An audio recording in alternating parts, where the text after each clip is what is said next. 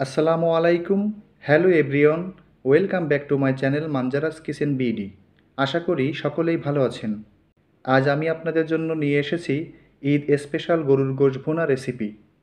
আমার এই recipe follow করে গরুর গোশ ভুনা করলে সকলেই আপনার প্রশংসা করতে বাধ্য হবে। কিভাবে চমৎকার এই গরুর গোশ ভুনা তৈরি করা যায় সেটাই আপনাদের সাথে শেয়ার করব। তো চলুন রেসিপিটা দেখে নিই।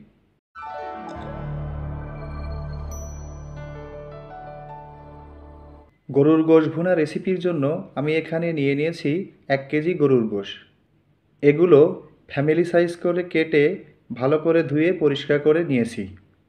আপনারা চাইলে একটু ছোট বা বড় করেও কেটে নিতে পারেন। এবার গোশ রান্না করার জন্য চুলায় প্যান বসিয়ে তাতে দিয়ে দিচ্ছি 1 কাপ পরিমাণ সয়াবিন তেল।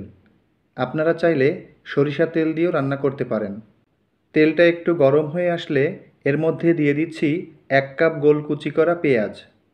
পেঁয়াজগুলো এখন নেড়েচেড়ে ভেজে নিব। এ পর্যায়ে চুলার আঁচ অবশ্যই লো রাখতে হবে, না হলে পেঁয়াজের নিচে পুড়ে আসতে পারে। এভাবে নাড়তে নাড়তে পেঁয়াজ বাদামি রং হয়ে আসলে এর মধ্যে গরুর গোশত দিয়ে দিচ্ছি। এখন দিয়ে দিচ্ছি 1 টেবিল চামচ রসুন বাটা, 1 চা চামচ জিরা বাটা, হাফ চা চামচ আদা বাটা। এখন দিয়ে দিচ্ছি 1 চা চামচ লবণ। লবণ আপনারা আপনাদের স্বাদমতো ব্যবহার করবেন। এগুলো দিয়ে একটু নেড়েচেড়ে মিশিয়ে নিচ্ছি।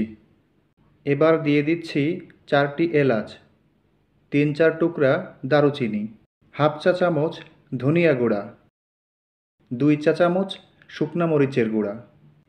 এবার গোশ কষিয়ে নেওয়ার জন্য 1 কাপ পানি দিয়ে নেড়েচেড়ে মিশিয়ে ঢাকনা দিয়ে ঢেকে দিব 15 মিনিটের জন্য। ফিরে এলাম 15 মিনিট পর। দেখুন গোশ থেকে ঝোল অনেকটা কমে এসেছে। এখন একটু নেড়েচেড়ে এর ভিতর দিয়ে দিচ্ছি হলুদ। হলুদ সবসময় গোশ কষানোর শেষের দিকে ব্যবহার করবেন, তা না হলে প্রথমে হলুদ দিলে গোশ কড়াইয়ের নিচে লেগে আসতে পারে। এভাবে আরও কিছুক্ষণ কষিয়ে এর মধ্যে দিয়ে দিচ্ছি 4টি এলাচ ও 1 চা চামচ জিরার গুঁড়া। এতে গরুর গোশ ভুনায় স্পেশাল একটা স্বাদ আসবে। এখন আরও কিছুক্ষণ কষাতে থাকবো গোশ থেকে ভাজি ভুনা একটা ফ্লেভার আসা পর্যন্ত। গোশ কষানো যত ভালো হবে ভুনার স্বাদও কিন্তু ততটাই ভালো হবে। ভিউয়ার্স, আমার এই রেসিপিটি যদি ভালো লাগে তাহলে মনে করে অবশ্যই আমার চ্যানেলটি সাবস্ক্রাইব করে দিবেন পরবর্তীতে আরও মজার মজার রেসিপির ভিডিও দেখার জন্য।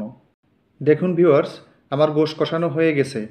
এর থেকে সুন্দর একটা ফ্লেভার আসছে এবং তেলটাও গোশের উপরে উঠে এসেছে। এখন এর মধ্যে দিয়ে দিচ্ছি 1 কাপ পরিমাণ উষ্ণ গরম পানি। এবার একটু নেড়েচেড়ে ঢাকনা দিয়ে ঢেকে দিব 20 মিনিটের জন্য। মাঝে 2-1 বার ঢাকনা তুলে একটু নেড়ে দিতে হবে। ফিরে এলাম 20 মিনিট পর। দেখুন ভিউয়ার্স, গোশের ঝোল অনেকটা কমে এসেছে। এখন একটু নেড়েচেড়ে এর মধ্যে দিয়ে দিচ্ছি ভাজা জিরার গুঁড়া।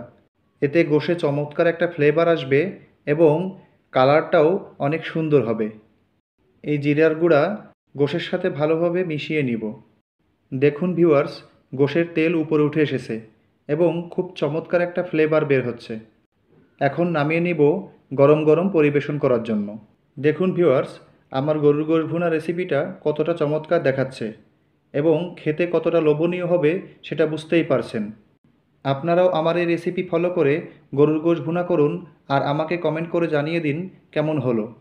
আশা করি আমার আজকের এই ভিডিও আপনাদের ভালো লেগেছে। শেষ পর্যন্ত আমাদের সাথে থাকার জন্য ধন্যবাদ। ভালো থাকবেন, সুস্থ থাকবেন, স্বাস্থ্যকর খাবার খাবেন। আল্লাহ হাফেজ।